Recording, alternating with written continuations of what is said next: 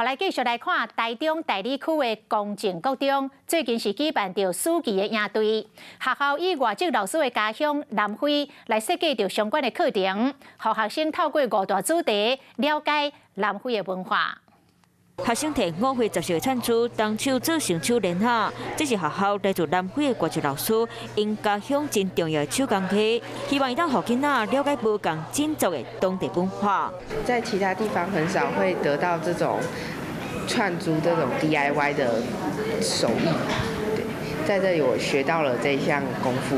让囡仔行出去看到世界，公正国中特别规划这场暑假营队，有南非主题音乐舞蹈，各相关课程设计，用双语教学方式，想要120位学生参加。无路考学校的学生就会加入，同齐透过5大主题，更了解非洲文化。因为老师有跟我们讲说，非洲的音乐的灵魂就是鼓。